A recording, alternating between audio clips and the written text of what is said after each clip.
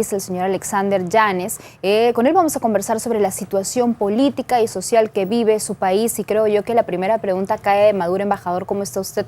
Muy buenas tardes. ¿Qué piensa de este último mensaje de Leopoldo López desde su encarcelamiento? Sí, 10 segundos para mandarle un saludo de condolencias a la familia Velarde. Hoy en la madrugada falleció Edna Velarde, una pintora retratista peruana, la esposa de Jorge del Prado, fundador del Partido Comunista.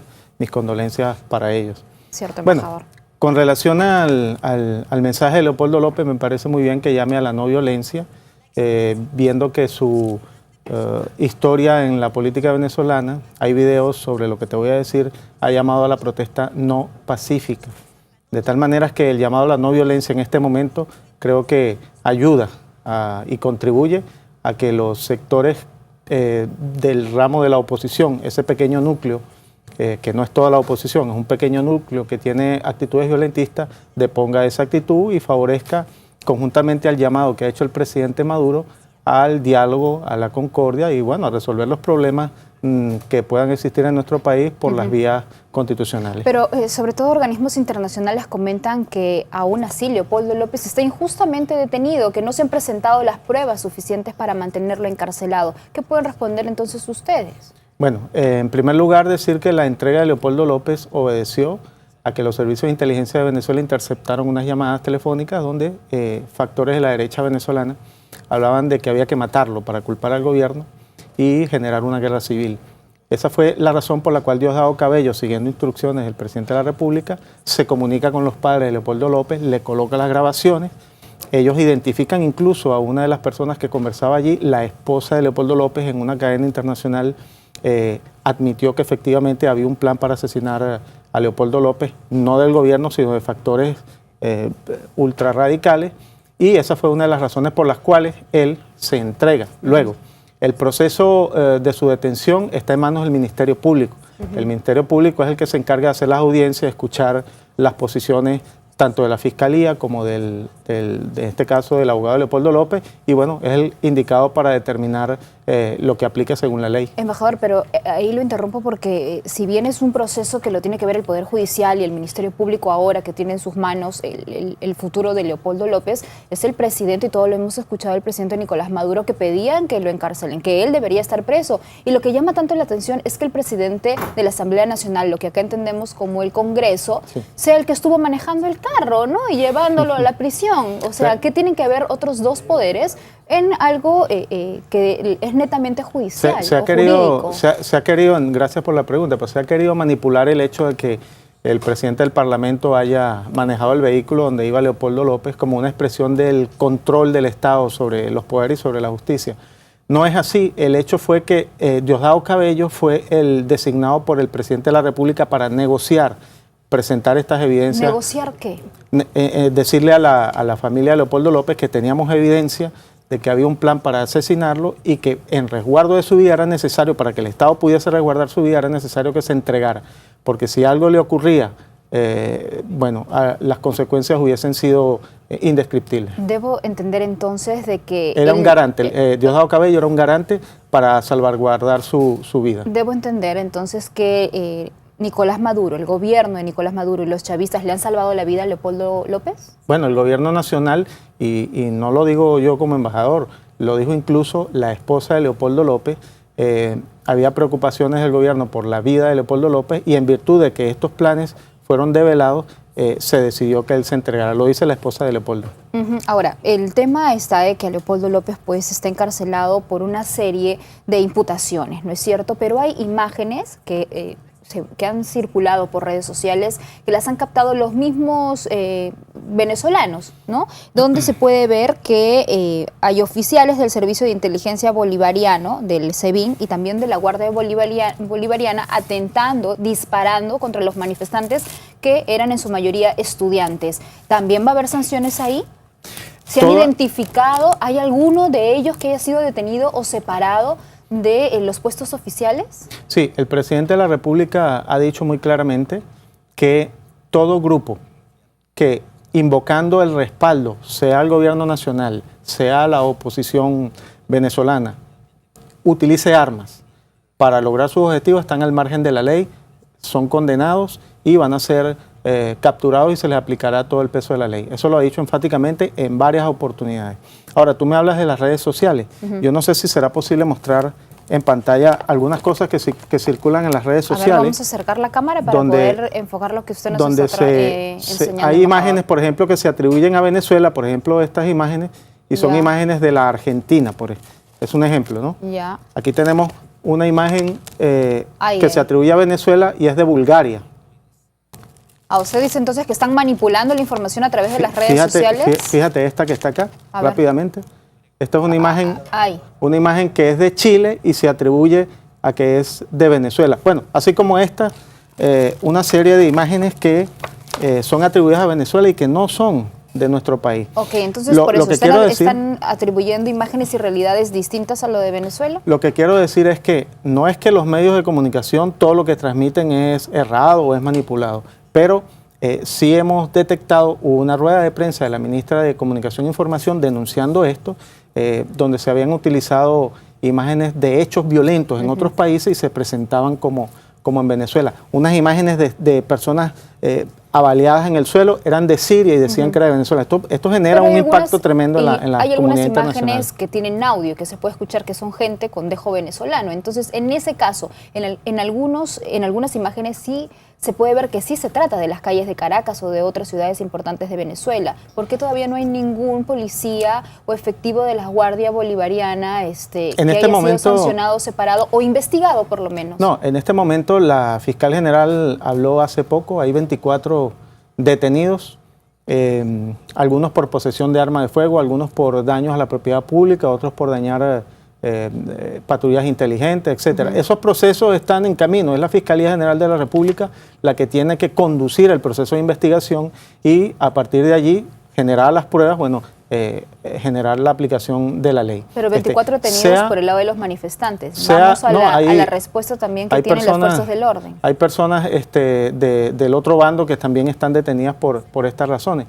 De tal manera que hay que esperar que las investigaciones sigan en proceso. No se puede, digamos, condenar a buenas a primeras a alguien.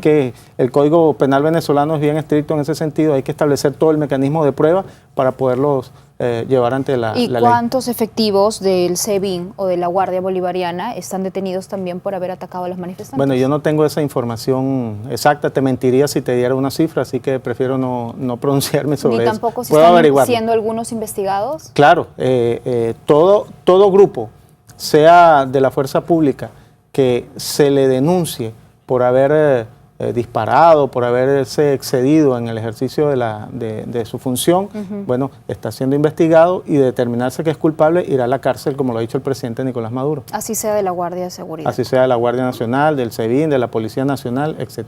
Ahora, otro tema que preocupa y que ha generado mayor atención entre el día de ayer y hoy es el trato de la información y lo que ha pasado con la cadena internacional CNN, ¿no? O sea, ¿qué estaba mal? CNN dice, y según lo que nosotros hemos podido ver a través de sus pantallas, es que informaban pluralmente, o sea, los que estaban a favor y también los que estaban en contra del gobierno de Nicolás Maduro. ¿Está mal eso? Bueno, eso es lo que dice CNN. Uno, si mira la parrilla informativa de CNN, se da cuenta que desde el punto de vista de la Ley de Responsabilidad Social en Radio y Televisión de Venezuela, transgredieron la norma venezolana y ya pasaron de informar a generar incitación al odio y al delito. Esto es muy grave y no es la primera vez que ocurre con esta cadena. Ustedes recordarán en el año 2002, el periodista Otto Neustal era corresponsal de CNN en Venezuela cuando el golpe de Estado contra el presidente Chávez. Bueno, a él lo llamaron para filmar y grabar un comunicado de un grupo de militares en el cual se hablaba de que desconocían al presidente Chávez y se hablaba de 11 muertos cuando no había ocurrido ni un muerto en Caracas. Pero eso fue en su oportunidad. ¿Qué pasa ahora? ¿Por qué están en contra de este tipo de transmisión que están haciendo las cadenas internacionales? Permíteme terminarla, porque esto está hilado. Esto no es que CNN ahora tiene una conducta y anteriormente era otra. Entonces, CNN en aquella oportunidad manejó el hecho de que iba a haber muertos antes de que ocurrieran y fue incapaz de comunicarle al gobierno venezolano esta situación. ¿Estarían comprometidos con lo que estaban haciendo estos golpistas? Bueno, la historia lo juzgará. Otra vez CNN publicó un reportaje donde estaba la imagen del comandante Chávez, que estaba vivo, y decía quién lo mató, quién lo asesinó.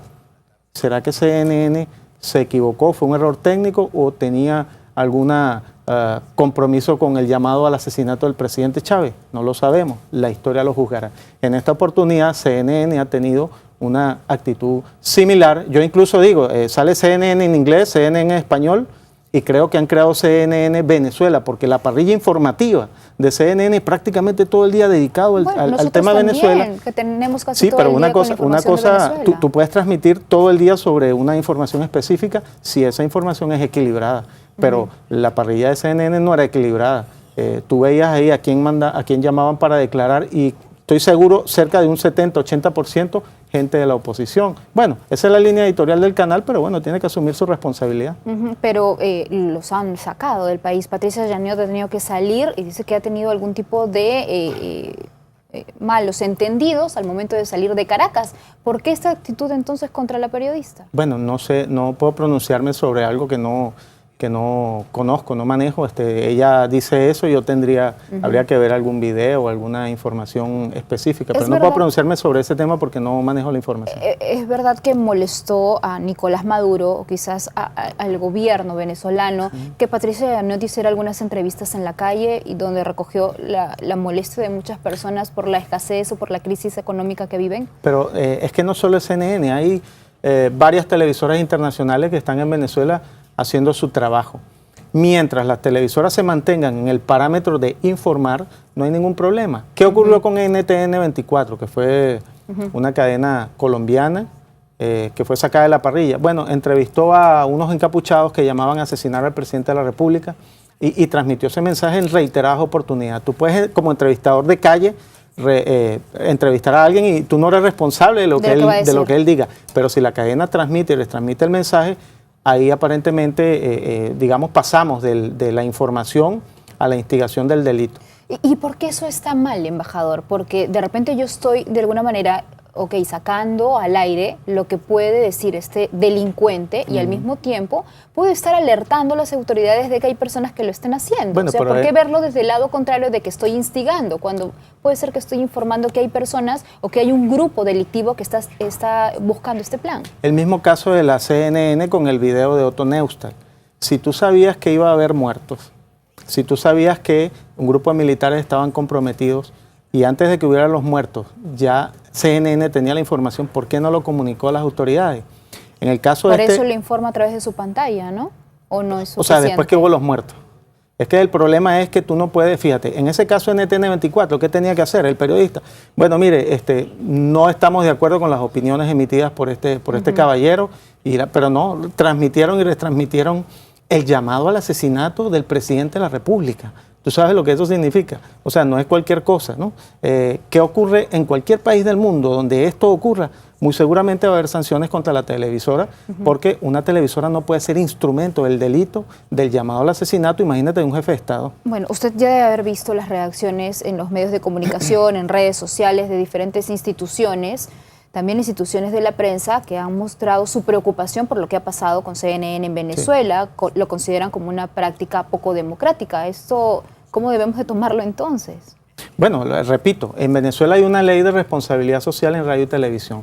Cualquier canal, sea nacional o internacional, o televisora o medio de comunicación, que se enmarque dentro de los parámetros de la ley, no va a tener ningún inconveniente. Lo que no se puede permitir es que una televisora o un medio de comunicación utilice el poder que le da la difusión masiva para instigar al delito y a la violencia. Eso no se puede permitir, no lo permitiría en ningún país del mundo, incluso en Estados Unidos. Si ustedes revisan, los invito a que lo revisen, la lista de televisoras que han sido cerradas en los últimos 5 años, se van a sorprender de lo que van a encontrar ahí. Justamente le comentaba que Patricia Yaniot había informado en CNN lo que encontraba en la calle, lo que recogía, ¿no? Y que era más o menos la intranquilidad, la preocupación de los venezolanos porque es por esta crisis y alguna escasez de alimentos. Esto, pues vino la reacción del gobierno de Venezuela. ¿Fue la encuesta y la realidad, lo que dice la gente, lo que realmente los molestó?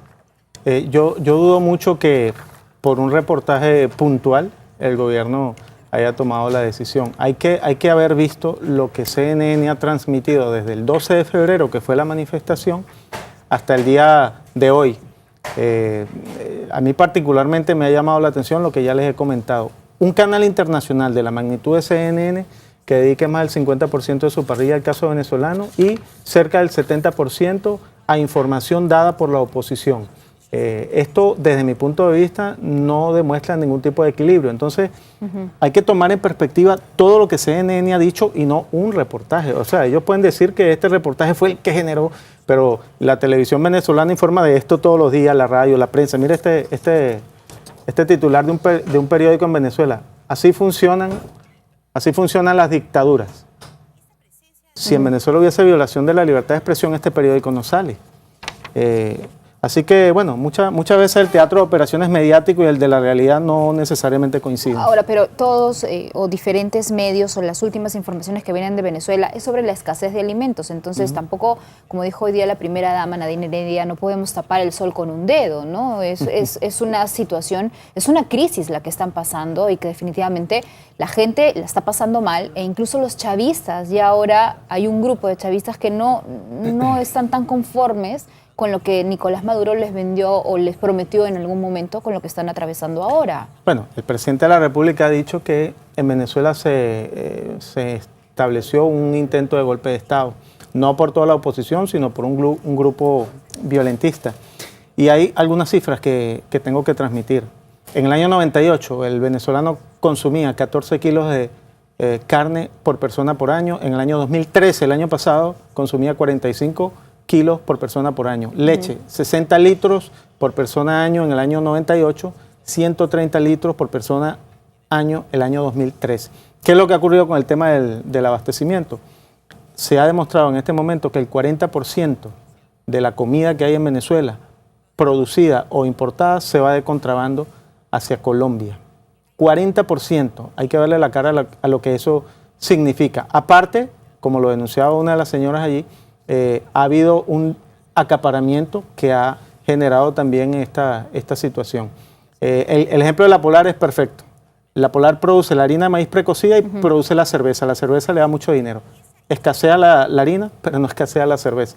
De tal manera que hay que mirar esto con detenimiento. No es un problema de la política económica el tema del desabastecimiento. Si ustedes revisan los documentos secretos de la ITT, el golpe de Estado contra Salvador Allende, se darán cuenta que uno de los elementos fue precisamente generar escasez de alimentos. Generar el desabastecimiento. Sí, entonces, ¿ustedes consideran de que esta crisis de alimentos es parte del golpe de Estado que ha anunciado el gobierno venezolano, que están gestando para derrocar a Nicolás Maduro? ¿Es parte de? No tenemos duda de que hay lo que el presidente llama una guerra económica. Y esa guerra económica supone, como lo hizo la oposición radical venezolana en el año 2003, cuando cerraron la industria petrolera, bajaron sus puertas las empresas para generar también desabastecimiento. Ya lo han hecho antes, y recuérdate tú, y permíteme rápidamente, que cuando derrocan al presidente Chávez, el presidente de facto, ¿quién es? El jefe de la CONFIEP venezolana, es decir, de los empresarios.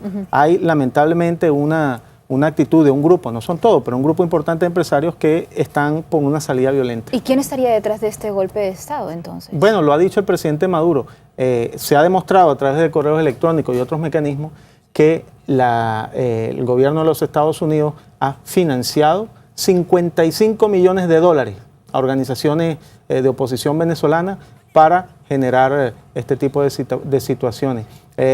3 cónsules de los Estados Unidos casualmente en el mes de enero andaban por las universidades venezolanas ofreciendo, supuestamente dicen ellos, visas para ir a Estados Unidos. Casualmente en las universidades, ¿qué fue lo que ocurrió en febrero 12? Un grupo de universitarios salieron a las calles a marchar. Llama mucho la atención. ¿Y por qué culpan a Álvaro Uribe? ¿Por qué consideran que también está metido en este intento de golpe de Estado? Bueno, esa es información de inteligencia, pero por ejemplo, el estado Táchira en Venezuela, que es uno de los estados donde la situación en este momento es de presubversión, los negocios de contrabando de la gasolina y de contrabando de los alimentos, según ha denunciado el ministro Rodríguez Torres, el presidente de la República, lo manejan los paramilitares. El gobierno ha tomado medidas duras para controlar esto y los paramilitares colombianos ahora están generando una situación complicada en el estado Táchira que ya está siendo atendida por las Fuerzas Armadas. Todo el mundo sabe la vinculación de Álvaro Uribe con el paramilitarismo colombiano. Eso no es algo que nosotros hayamos inventado. Todo el mundo sabe los procesos a congresistas vinculados a Álvaro Uribe y que están vinculados a los paramilitares, de tal manera que la relación además entre Leopoldo López y Álvaro Uribe es bien conocida. Varias veces viajaron a Colombia, varias veces se reunieron allá, hay fotografías, videos, así que hay una relación intrínseca entre uno y otro. Entonces Colombia estaría detrás de quedarse con el lugar de Nicolás Maduro. Colombia, el gobierno colombiano. Bueno, eso lo estás diciendo tú, yo no creo y estoy seguro que el presidente Santos no está comprometido en este tipo de actitudes. El que está detrás de este asunto es el expresidente Álvaro Uribe, como lo ha denunciado el presidente Maduro, no es el embajador de Venezuela el que lo está diciendo y hay pruebas sobre ese particular. Hace un momento la mencionaba y la primera dama, Nadine Heredia, pues ha comentado que no se puede tapar el sol con un dedo, refiriéndose a la situación de Venezuela, y ha pedido además, ha invocado al diálogo, a que mejor concilien y conversen. ¿Esto será posible? ¿Qué piensa usted de las declaraciones de la primera dama? Bueno, ya me pronuncié sobre ese particular esta mañana. El presidente de la República en enero convocó el Consejo Federal de Gobierno que reúne alcaldes y gobernadores de oposición para conversar en aquel momento por el tema de la inseguridad y se hablaron otros temas. Ha convocado por tercera vez el día de ayer a una nueva reunión de este Consejo. Los 3 gobernadores, presidentes regionales de la oposición no han asistido al Consejo. La última convocatoria es para el lunes. Ha invitado al presidente Maduro a los líderes estudiantiles de las protestas para que vayan a Palacio de Miraflores a plantear sus demandas, etcétera. Bueno, ¿qué más evidencia del llamado al diálogo? Vamos a ver qué hace Capriles y los gobernadores de oposición, si asisten o no asisten, y vamos a ver si los estudiantes que dicen que quieren ser escuchados van a ir o no van a ir al Palacio de Miraflores. Se han convocado a manifestaciones para este fin de semana, incluso para mañana mismo, para mañana sábado. Si sigue las manifestaciones, ¿seguirá la violencia en Venezuela? ¿Cómo ve usted su país en los próximos días, embajador? Bueno, hay que decir que, repito, no es toda la oposición venezolana, no son todos los estudiantes de oposición. Hay un grupo específico que está tratando de arrastrar el país hacia hechos de violencia de mayor significación. Y nosotros tenemos que oponernos a esto, condenamos estos hechos, llamamos al diálogo, evocamos la paz y ya el presidente Nicolás Maduro ha hecho reiterados llamados a reunirse con los factores de oposición para que nos pongamos de acuerdo y avancemos por las vías constitucionales y no por la vía violenta. Bien, embajador, muchísimas gracias por haber estado con nosotros esta tarde y esperemos, en realidad, por ser pueblos hermanos y bastante unidos, que esta violencia en su país de verdad pueda calmar prontamente y que el diálogo prime en vez de tanta muerte y tanta sangre derramada en las calles, ¿no es cierto?, en las calles de Venezuela. Un detalle para despedir. Solo uno. 335 municipios tiene Venezuela. Los focos de protesta en menos del 10% de los municipios del país. Es decir, no es que todo el país está incendiado, hay específicos focos donde hay problemas y se están atendiendo. O sea, no se levantó medio Venezuela. Falso. Bueno, muy bien, embajador, muchísimas gracias por haber estado con nosotros esta tarde.